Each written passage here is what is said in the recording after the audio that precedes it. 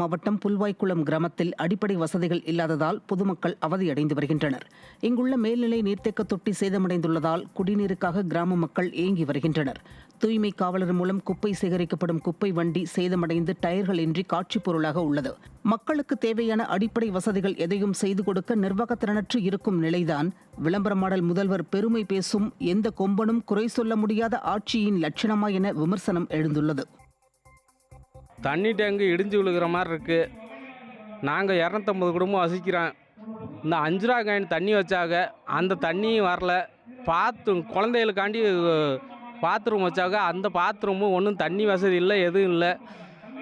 நாங்கள் எந்த வசதி இல்லாமல் இருக்கோம்யா. வேலூர் மாவட்டம் குடியாத்தம் அருகே மர்ம காய்ச்சலால் சிறுமி உயிரிழந்த சம்பவம் அப்பகுதியில் அச்சத்தை ஏற்படுத்தியுள்ளது. சைனகுண்டாவைச் சேர்ந்த 6ஆம் வகுப்பு மாணவி லித்திகா மர்ம காய்ச்சலால் பாதிக்கப்பட்டு பள்ளிக்கு செல்லாமல் இருந்துள்ளார். உடல்நிலை மோசமானதை அடுத்து அவரை பெற்றோர் குடியாத்தம் அரசு மருத்துவமனைக்கு அழைத்துச் சென்றனர். ஆனால் மாணவி ஏற்கனவே உயிரிழந்து விட்டதாக மருத்துவர்கள் தெரிவித்ததால் பெற்றோர் அதிர்ச்சியடைந்தனர். மர்ம காய்ச்சல் குறித்து உரிய மருத்துவ முகாம் நடத்த விடியா திமுக அரசின் பிரியாணி புகழ் அமைச்சருக்கு மக்கள் கோரிக்கை விடுத்துள்ளனர். தாம்பரம் நெடுஞ்சாலையில் சரளை கற்கள் அதிகமாக சேர்ந்துள்ளதால் வாகன ஓட்டிகள் விபத்தில் சிக்கும் அபாயம் ஏற்பட்டுள்ளது.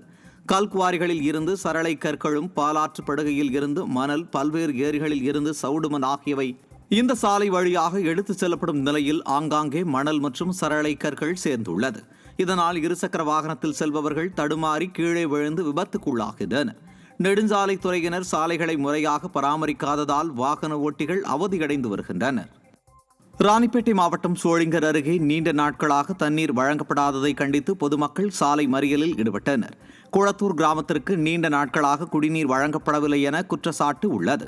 இதனை கண்டித்து மாவட்ட ஆட்சியர் அலுவலகம் செல்லும் சாலையில் மறியல் நடைபெற்றது. இதனால் அப்பகுதியில் போக்குவரத்து பாதிக்கப்பட்ட நிலையில் மக்களின் மீது துளியும் அக்கறையின்றி விடியா அரசு செயல்படுவதாக அப்பகுதி மக்கள் குற்றம் சாட்டியுள்ளனர்.